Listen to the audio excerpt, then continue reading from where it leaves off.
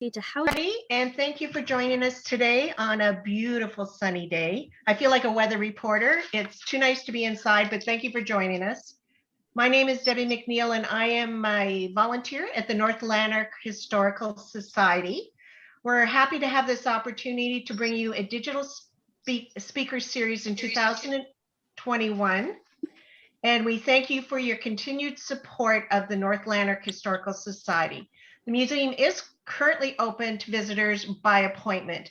To book an appointment, you can email nlrmuseum@gmail.com or phone Amy at 613-257-8503.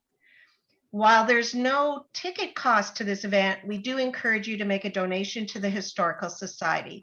In making a donation, you're helping to ensure that we can continue to provide these events and help bring local history to life. I will be putting the link on our official donation page in the chat box of this meeting. We ask that for the presentation, you mute your microphones to limit the background noise. You're welcome to have your cameras on, but you're not required to. The presentation will be recorded and the video will be used for promotional and educational purposes by the Historical Society. There will be opportunities to ask Amy questions at the end of the presentation.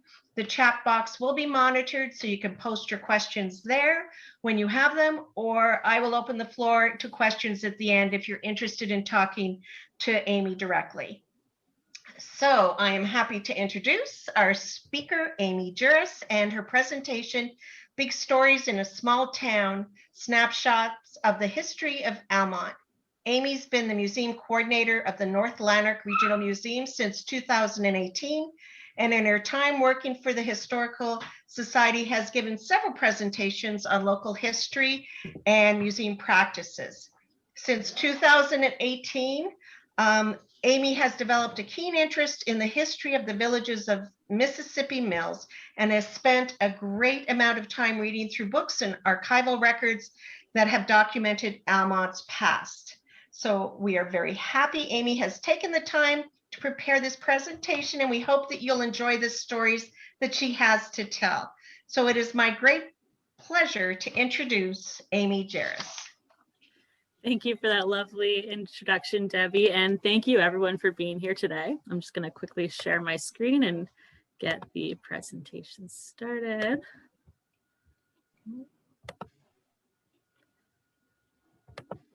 There we go. I'm happy today to have the opportunity to tell you more about the history of the town of Almonte, but we first have to recognize that Almonte and the surrounding area is located on the unceded territory of the Algonquin people. The Mississippi River that runs through the community had for centuries provided a lush and fertile hunting ground for Aboriginal people long before the first European settlers arrived. They were intimately familiar with the land and its resources and used it in a sustainable way. When the first settlers arrived, they worked with the Aboriginal people to learn how to survive this harsh land. Ultimately, European settlers greatly changed the landscape for their own uses and industries. In 1819, Daniel Shepherd was the first recorded European settler in the area and acquired the first land grant for the British Crown in what is now present-day Almonte. He was given the land to build a sawmill and a grist mill along the Mississippi River and promptly got to work on this endeavor. His purpose, as told by the British Crown, was to serve the settlers of the area. He was given 200 acres of land, including the entire river section and area around Almonte. Shepherd had very little money at the time, but nevertheless was able to build the sawmill and grist mill. Unfortunately, after he completed these projects, the sawmill burnt to the ground, and Shepherd, who now had no money to fulfill his land requirements, promptly abandoned the area. The same land grant was then sold by Daniel Shepherd to a Mr. Boyce from Brockville, who decided to give the land to his son-in-law, Daniel Shipman, to continue the development and fulfill the original grant requirements. Daniel Shipman was born in 1791 in Leeds County and was married to Prudence Boyce around 1820. They moved to Ramsey Township in June 1823 with their family, where Shipman quickly completed building his grist mill, sawmill, and an inn, and along with other settlers built a blacksmith shop, a school, a distillery, and a carding mill. These developments show just how quickly Almonte was growing and the services that were being created to serve the town. By 1870, Almonte was a booming town in Lanark County with 30 stores and 40 businesses operating in the area. The growth of this town was, of course, prompted by the growing industries and the wealth of jobs available to the men in the town. The Almonte area was settled by a large group of Irish immigrants from the Peter Robinson settler group in the 1820s. This group of settlers, descendants of which can be found across Lanark County, were the result of government-sponsored emigration schemes to transport impoverished Irish families to Upper Canada under the leadership of Peter Robinson, with most of the families coming from County Cork in the south of Ireland, which was in a particularly distressed state at the time. In 1821, Ireland was suffering from a failed potato crop.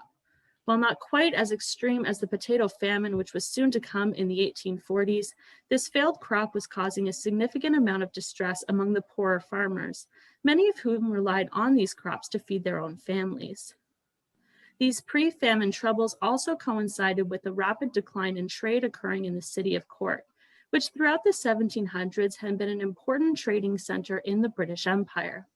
After the Napoleonic Wars, the cost of grain dropped drastically in Britain, and after the American War of Independence, the need for Irish goods was also in decline, with American entrepreneurs now producing their own cheaper goods.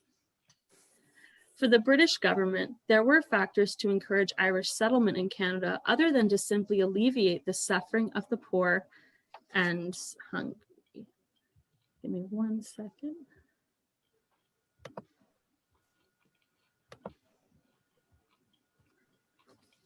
The War of 1812 was still fresh in the minds of the British, and the idea of having large groups of families in Canada which were loyal to the crown had its benefits.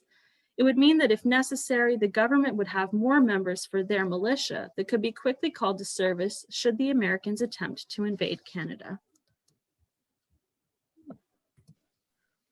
Men between the ages of 18 and 45 who were chosen for this publicly sponsored emigration scheme were to be given 70 acres of land upon which he would be required to build a homestead and a farm.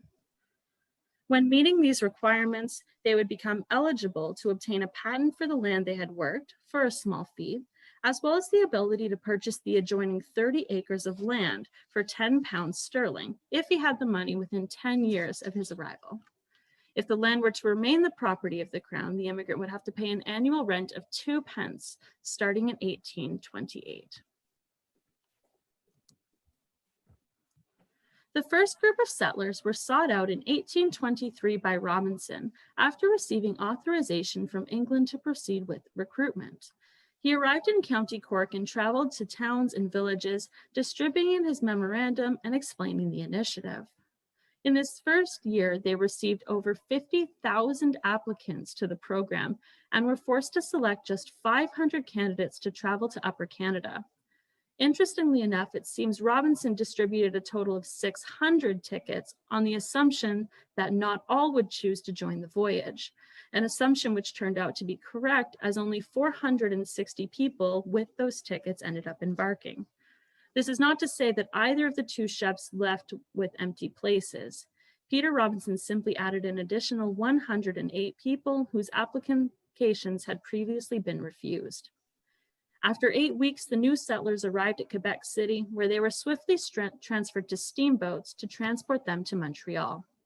From Montreal, they traveled to Prescott, then finally Bathurst District, which is now part of present-day Lanark, Renfrew, and Carleton counties. Peter Robinson was leading these undoubtedly travel-weary settlers to the Mississippi River for settlement in Ramsey Township. Upon arriving in the Ottawa Valley, Robinson discovered that many plots of land in Ramsey Township had already been settled by, in his words, Scotchmen from Glasgow, disbanded soldiers, and others. But determined to use this land, he found plots in Ramsey, Pakenham, Lanark, and Beckwith, to name a few, securing land for most emigrating families by October. Faced with the rapidly approaching winter, new settlers started to work at building a simple log shanty to house them for the season and clear as much of their new land as possible with help from local men hired by Robinson. All was not well and good, however, and some of the Irish families settled by Peter Robinson were the subject of jealousy and animosity by established families. Known locally as the Ballygiblin riots, this event occurred in 1824 when most settlers were still adjusting to their new home. When Robinson arrived in 1823, he found that many plots of land were already being worked by Scottish immigrants. It's argued that these immigrants, seeing the abundance of tools and rations being given to the new Irish group, were unhappy with the perceived injustice and unequal treatment that they were being given. This sentiment festered into a resentment between both groups, who formally came face to face for the first time when they had to meet for militia training in Morphy's Falls, now Carleton Place. When they finished their training for the day, some of the men decided to socialize at a local tavern, where a fight broke out among the Scottish and Irish. A relatively small skirmish, the Irish returned home to Almonte, ready to rally together to fight these perceived injustices. They called themselves the Ballygiblins, reminiscent of an Irish parish they had left behind when they came to Canada. This group returned to Morphy's Falls en masse, seeking to terrorize an Englishman named Thomas Glendinning, who had been very vocal about the initial fight and ended up hitting the man with a club. Nearly a week later, a group from Morphy's Falls traveled to Almonte, and the resulting skirmish saw 1 man killed and 2 wounded. Following this, an investigation into the matter was ordered, and James Fitzgibbon, a veteran of the War of 1812, was sent to resolve the matter. His investigation saw several men sent to jail awaiting a trial, and largely placed the blame for the first incident on the officers responsible for the militia training, who provided the men with alcohol. And the second incident, he was convinced, saw the Irish as being innocent of any wrongdoing. Local newspapers at the time continued to place the blame for the conflicts on the new families Peter Robinson had settled in the area, though it is apparent that very few members of the group actually participated in these so-called riots. While an undeniably difficult endeavor, there's evidence in letters sent home that the Irish immigrants were largely successful in Upper Canada, encouraging family and friends back home to come to Canada and live in the security of free rations and ownership of their own land. They planted crops of grain, potatoes, and turnips, and reared herds of cattle, sheep, and oxen, the latter of which were indispensable in helping with farm work. A quickly growing town had many growing pains, none of which is more evident than the countless names that this town used between 1819 and 1855. When Daniel Shepherd was given the first land grant for the area, he, in his modesty, chose to name the area Shepherd's Falls for his own name and the falls, which are still a scenic part of the Almonte landscape.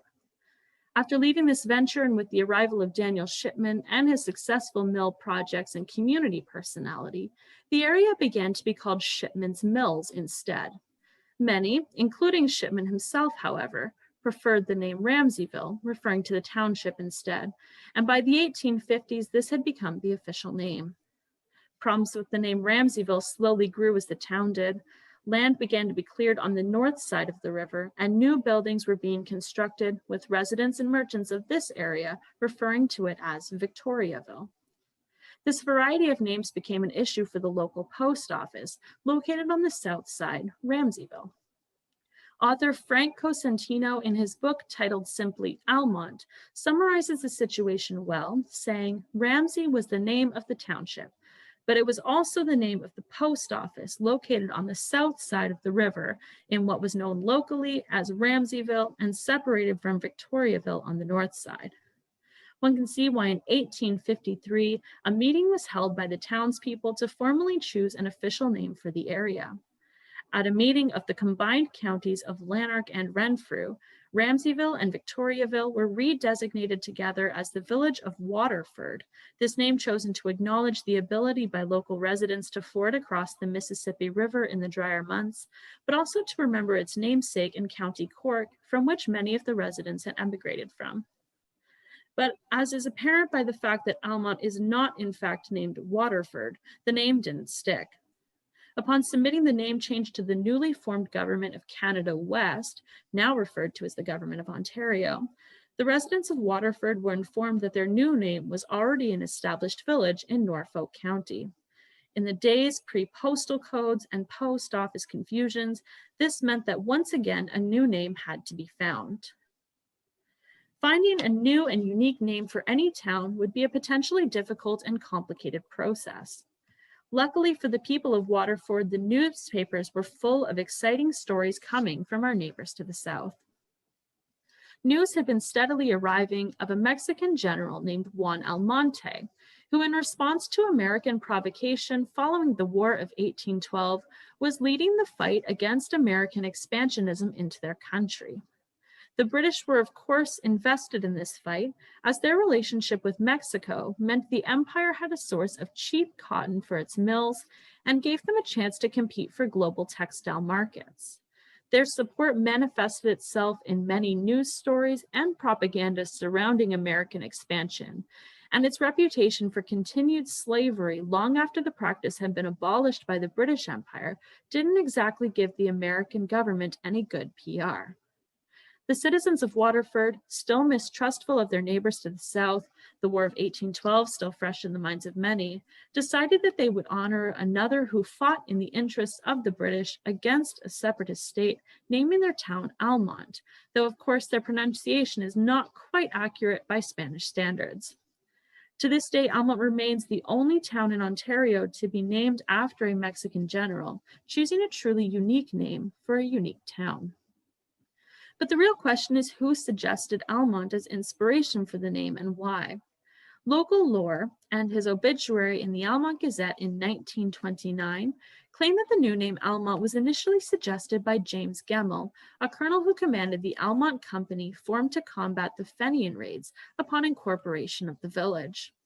But this explanation doesn't quite make sense, as at the time of the name change, Gemmell was still in his early 20s and did not yet have his reputation as a colonel, and the incorporation that his obituary takes credit for didn't happen until 1871, long after the name Almonte had become official. Others argue that it was a Mr. John Haskin, a mill owner and postmaster, who suggested the name simply due to the lack of any better options available to the town. But county records show that the name Almonte was advocated for by members of a newly formed company, the Ramsey Woolen Cloth Manufacturing Company. Influential and wealthy men from Almonte and the surrounding area were a part of this joint effort, and it's said that when the need for a new village name was being discussed, brainstorming efforts would arise anytime two or more of these men would meet. It was in these informal meetings that Almonte was suggested. John Scott, who was a director of the Ramsey Woolen Cloth Manufacturing Company and also a counselor for the Ramsey government, organized a petition, which was signed by all of the company's directors, and was sent to the Reeve at the time, a Mr. Greville Toshak. From here, the proposal was presented again at the combined counties of Lanark and Renfrew, and on June 22nd, 1855, the village of Almonte was officially named. Its location on the Mississippi River has been the turning point for Almonte history again and again. Whether for power generation or the building of industries, the Mississippi River has been more than a scenic addition to this charming town. The woolen industry in Almonte evolved through three phases, similar to the industrial development in England. The first phase is the craft or cottage industry, where settlers and new immigrants in particular would manually process wool in their homes for their family or for their neighbors in need. The second phase saw the mechanization of parts of the process, with carding mills being the first evidence of this sort of activity in Almonte. Finally, the third phase is the mechanization of the entire woolen manufacturing process into a wholly industrial setting. Now, rather than wool processing being the responsibility of an individual family, textiles were being manufactured and sold on a large scale to the local community. The first settlers to the area fell into this first category, highly valuing the sheep that were important for food and clothing and could survive on the poorer quality land that they were often given. Pioneers would shear the sheep and would wash, card, spin, and weave the fleece into simple gray cloth. As more mills were opened, many families would bring their fleece into carding mills, with water-powered machines to be carded, the most tedious step, for a small fee or a portion of their fleece. Woolen mills were quickly established in Almonte, therefore it's difficult to know where the first mills were located. What we do know is that the first carding mill was built in 1830 by Isaiah Boyce for home spinners and weavers, and that wherever it was located on the river was sold and resold to different groups for newer mills. The first woolen mill in Almonte to use the full factory system was the Rosamond Woolen Cloth Manufacturing Company, built in 1851, which quickly burnt down in 1852 after just 8 months of production. Mill fires were certainly not uncommon, as the floors would often be soaked in oil dripping from the machinery. A simple spark could set the entire building ablaze. The business abandoned the endeavor, but the land and water rights were soon purchased by James Rosamond, who rebuilt in 1857, the delay largely associated with the fact that Canada was in a depression in the 1850s. His new mill, named the Victoria Woolen Mill, was expanded and built upon in the years following as production steadily increased. Just 4 years after arriving in Almonte, Mr. Rosamond had 30 employees at his mill. The woolen industry only loomed larger after 1859, when Almonte and nearby towns were connected via rail along the Brockville-Ottawa Railway line. This line opened new markets for textile manufacturers in the Mississippi Valley. And realizing that the land they currently owned would be too small to accommodate the influx of business coming with the rail, the Rosamonds, a fully family business, purchased large plots of land on Coleman Island to expand their business. From 1850 to the early 1900s, new mills were built and existing mills were sold to other companies or inherited by family members. But the Rosamond Woolen Company of Almonte became the symbol of quality woolen goods around the world and was considered a model mill of the textile industry. It was the most modern and technologically advanced mill in Canada, and when it was at its height of production, was studied by other entrepreneurs in the textile industry for best practices. While the last mills have long since closed their doors to manufacturing, the legacy of the woolen industry in Almonte is still pervasive in the town. Buildings associated with the mills have been converted to house local businesses and artisans. Some have been converted into apartment buildings or bed and breakfasts, and our local textile museum still celebrates its legacy in our community. But this village would not have been successful had the people living here not lived and thrived as healthy and happy individuals. Almonte has a long and significant history of quality healthcare that continues to this day, but has its roots in our history. Eastern Ontario, having had many military settlements in early history, shows why the first recorded doctor of European descent in Mississippi Mills most sensibly had a military background. Dr. William Mostyn emigrated to Kingston as an infant, where he grew up to apprentice with a surgeon from the British Navy. He took care of the men who worked in the bustling dockyard, gradually building his own medical kit and acquiring instruments, remedies, salves, and pills, and anything else used by surgeons from the British fleet. A man of proud Irish descent, Dr. Mostyn sought out a community to start his practice in which he would feel a sense of belonging. Was it just a coincidence that the community happened to need a physician at the time? Nevertheless, the opportunistic doctor arrived in Almonte in 1858 and built an impressive stone structure on a street colloquially known as Professional Alley, now Clyde Street in Almonte, significant for also housing the local judge and minister.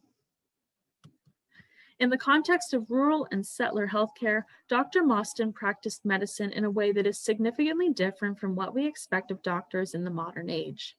Canadian medicine and healthcare practice was starting to be based more on science, in line with many new developments throughout the 19th century.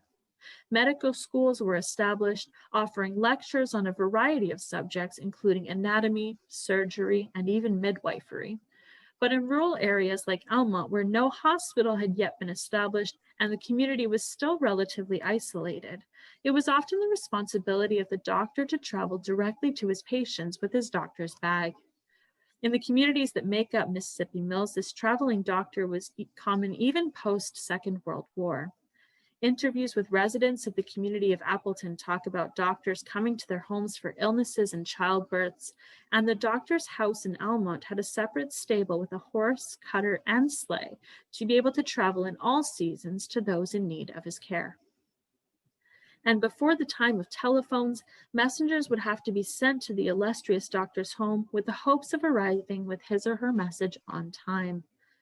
In these small villages, home health care or domestic medicine was more usual a practice than calling a doctor, with women taking on the role of primary caregiver for their families. They would rely on booklets and home publications to learn medicines and simple first aid, but also worked on keeping their family as healthy as possible to avoid sickness at all. Of course, this is a practice that still happens today, though it is no longer quite so heavily dependent on solely the women of the family, with domestic medicine being a cooperative effort of keeping one's family healthy. Since Dr. Mostyn, Almonte has maintained its foundation of luring practicing doctors into the community, a foundation that now serves all the villages of Mississippi Mills. The doctor's house on Clyde Street in Almonte was initially built for Dr. Mostyn in 1870 and has been passed down through generations of doctors working in the town. The most significant historical period in healthcare history in the area lasted from the 1890s to the 1960s, with Drs. Kelly, Hanley, Lynch, Metcalf, and Dunn, noting that these were just a few of the practicing doctors of the time and not all. These doctors each worked together highly collaboratively in this small town and provided for not only the urban residents, but also the surrounding communities only accessible by horse and cutter or sleigh. They fully integrated themselves into their community, not only by keeping residents healthy, but also by serving in local government, advocating for modern improvements to the town, and working with educators to improve local schooling. These doctors were also instrumental in helping build the first hospital in Almonte to serve Mississippi Mills and other rural communities, alongside a local nursing organization, and with financial support from the Rosamond family. This first cottage hospital created a legacy of quality care in the community and paved the way for the current Almonte General Hospital, just down the road from the original building. These 4 doctors over the course of nearly 60 years served the community in and out of the hospital and created a legacy of betterment that continues to shape the work of the organization. Looking into the future, Almonte continues to be a place of innovative and caring healthcare practices that provide the best care for those in need. Almonte's doctors, hospitals, and care homes, along with dutiful volunteers, advocate for forward-thinking practices to serve their community. While a small town, Almonte is full of big stories of national significance. One of the stories most well known to Almonte for one of the most tragic reasons is the story of the Almonte train wreck. Remembered by some as the night the war came to Almonte, this tragedy happened in the midst of the Second World War, impacting soldiers and civilians alike. On December 27, 1942, holiday crowds in poor weather delayed the Ottawa Valley Local as it traveled through the small towns of Pembroke, Renfrew, Arnprior, Pakenham, and Almonte. 5 wooden coaches had been added to the usual passenger train, and its engine, known as the cantankerous old hog, was having more difficulty than usual carrying the extra load through the sleet and freezing rain. The local had left Petawawa earlier that evening, and unknown to its crew, a troop train carrying soldiers followed closely behind them, having left Red Deer, Alberta on Christmas Eve. The troop train was on its way to Halifax, where ships were waiting to take the soldiers overseas to serve in World War II, and it was on a tight schedule to make sure they arrived on time. Due to the war effort, troop train schedules were being kept secret. It was ordered to follow 20 minutes behind the local, but despite being held at both Renfrew and Arnprior stations, its powerful engine was quickly making time. The Ottawa Valley Local arrived at Almonte Station at 8:32 p.m., now 40 minutes late. It usually only took a few minutes to load passengers, but on this night it took twice as long for all 200 passengers and their Christmas luggage to find their way aboard. The inevitable crash occurred just after the conductor gave the first whistle to proceed. The troop train rounded the corner into Almonte and, unable to stop, smashed into the rear cars of the local, sending wood and metal debris flying. The last two cars and much of the third were completely destroyed. The impact snapped the local in half and sent the front half of the passenger coaches nearly 50 meters down the track. At the time, it was the second worst disaster in Canadian railway history, resulting in 39 deaths and over 150 injuries. Bill Richardson and John Howard, the experienced engineer and conductor of the troop train, were expected to run a fast train, yet keep a safe distance behind the local. It was easier said than done. The troop train had no speed gauge, and the men were unable to know how close or far away they were from the local train until they reached each station. At Renfrew Station, Richardson waited 15 minutes to restore a 20-minute gap between his train and the local. At Arnprior Station, an additional 15 minutes. At the following station in Pakenham, the light shone a reassuring green, and the troop train continued on to Almonte without stopping. But the green light was wrong. Pakenham Station was unmanned that night and had set the light to green. Had an attendant been there, it would have been red to stop the troop train and save the rapidly shrinking time gap. The crew of the passenger train was unaware of the troop train following behind them. However, warning flares were supposed to be used to protect a train that was behind schedule so that it was not overtaken by another. This standard procedure was not followed, and this, combined with the poor weather that night, meant that Richardson couldn't see the local train until the headlight of his engine reflected off the rear glass door of the coach. By that point, it was too late. In the days following the train wreck, questions of how and why it happened hovered in the air. A coroner's inquest was quickly opened in Almonte, the verdict spurred on by further tragedy, that the conductor of the troop train was found in the Rideau River on January 6, having taken his own life. The result from the coroner's inquest followed 3 days later in Almonte Town Hall. After a 3-hour deliberation, the jury placed the blame firmly on the Canadian Pacific Railway, but not on the individual employees.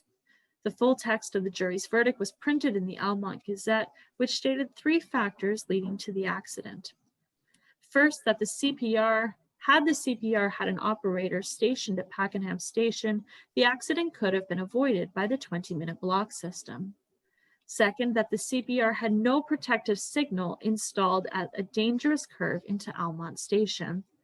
And third, that the green light at Almonte Station reassured the troop train conductor that he could proceed when a red signal would have stopped the train before the accident. Visitors and new residents to Almonte may be surprised to discover that a train ever ran through the town. The train station was demolished in 1978 when passenger service ended and was replaced by the local library.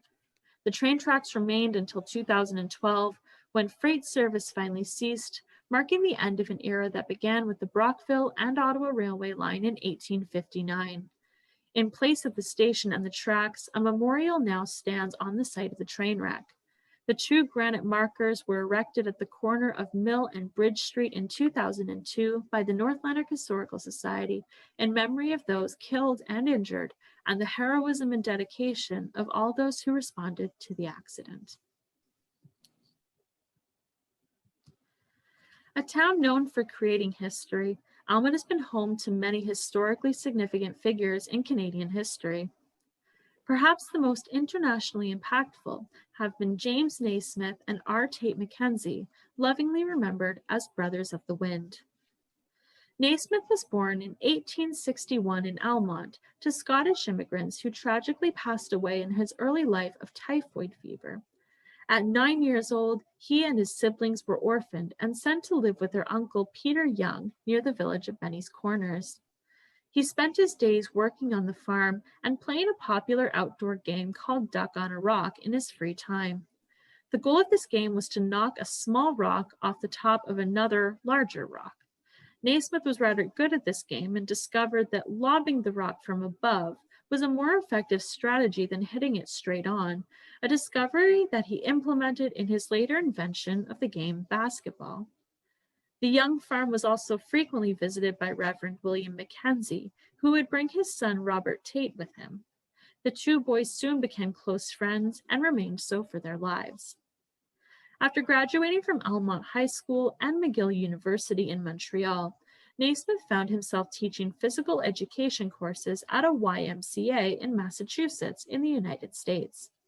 It was here that Naismith was confronted with quite a challenging class of rowdy boys that were stuck inside through the winter. This challenge led to his invention of the game basketball. Inspired by Duck on a Rock, Naismith had a janitor attach 2 peach baskets to walls and challenged the 2 teams to shoot a ball into the basket for points, following 13 rules that he had established for the game. The first official game of basketball was played in December 1891, but by 1892 was popular enough to have spread to other international YMCA organizations. The sport was also very quick to welcome women to play, just 3 months after it was first introduced. Naismith advocated for and supported the growth of his new sport throughout his lifetime. He was in attendance when basketball was officially introduced to the Olympics in Berlin in 1936, and in 1937 he traveled across Canada and the United States, where he had the opportunity to visit a women's basketball team in Edmonton, whom he said played the best kind of basketball. Naismith soon passed away in November 1939 and is buried in Kansas. Robert Tate Mackenzie had a similar upbringing to his lifelong friend James Naismith. He was born in the town of Ramsey in 1867, but his family soon after his birth moved to the more developed Almonte, where he attended school. Mackenzie's mother soon fell ill, and the doctor recommended that she return to Scotland for the best care possible. When his father, a minister, left with her, parishioners who attended their church, the Youngs, offered to care for their children in their absence. It was here that Mackenzie and Naismith became close friends. Mackenzie followed Naismith to McGill University, where he completed his undergraduate degree and studied medicine. After completing his studies there, he went on to become the first ever medical director of physical education in Canada, a position which he created in 1894, while also specializing his medical practice in rehabilitative medicine. He also found his way to the United States, but in Pennsylvania, where he went to teach, and founded the American Academy of Physical Education. His advocacy for recreation and sport for youth led to more gymnasiums being built in schools and city playgrounds being built as well. Mackenzie is also notable for advocating for preventative medicine. He believed that training and conditioning of the body would prevent disease and accidents, and so he developed a program of physical exercise to do just that. But a truly Renaissance man, Mackenzie was also a highly skilled artist. His interest in sculpting was a result of his extensive knowledge of human anatomy and his desire to portray athletics artistically. And his skills were especially helpful during the First World War, as he took responsibility for developing an effective training program for new soldiers, and after the war, assisted with rehabilitation efforts for those who had been maimed in their service.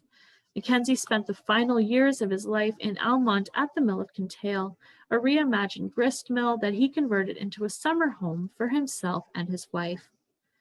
Naismith and Mackenzie were boyhood friends whose legacies continued to make an impact in the far regions of the world. Their impact on the world is remembered here in Almonte at the local Mill of Kintail Museum and memorials which celebrate their lives. James McIntosh Bell is another historically significant Canadian with a connection to Almonte. James McIntosh Bell was born in St. Andrews, Quebec, but moved to Almonte with his family in the 1890s, where he attended Almonte High School. Bell is a famed geologist who was a pioneer in exploration in Arctic Canada for the Geological Survey of Canada and worked for several companies as a mining expert. After completing his PhD at Harvard University and spending time teaching there in 1904, he was selected to sit as a geologist for the New Zealand Mines Department and became director of the Geological Survey of New Zealand. At just 27 years old, he was the youngest director in the history of the group. An enthusiastic figure, Bell made his presence known by instituting his own practices in the organization and concentrated his informative bulletins on areas of economic importance. He later spent time working in Australia, New Caledonia, and Siberia before returning to Almonte in 1912. Like others of his time, Bell also served in the First World War. At the outbreak of the war, he was back in Canada and therefore served as an officer with the Canadian forces in France. While there, he was gassed and suffered from trench fever, but after recovering from his illnesses, was seconded to the British military and attached to the Siberian expedition from 1918 to 1919. His knowledge of several languages, including Russian, made him a perfect fit for this secret mission to undermine the Russian Revolution. His outstanding war service led to his appointment to the Order of the British Empire, an order of chivalry with the British Crown. Bell spent the remainder of his life post-war making a successful career as a consultant in mineral exploration and mine development. He also traveled extensively in remote areas, writing books, journals, painting watercolor records, and taking photographs, sometimes with his friend A.Y. Jackson from the famed Group of 7 artists. He eventually passed away in Almonte in March of 1934. These are just a few of the stories, events, and people that have had an impact on the history of the town of Almonte. While I haven't been working in the area for long, it has been a highlight of my professional career thus far to have been able to celebrate the legacy of this town. Today, Almonte has truly become an artistic and cultural center for the Ottawa Valley, home to a number of artists, musicians, potters, and textile artists, and festivals and events that celebrate Almonte's past, present, and future. This truly is the friendly town that prides itself on welcoming everyone into this wonderfully unique community. Thank you.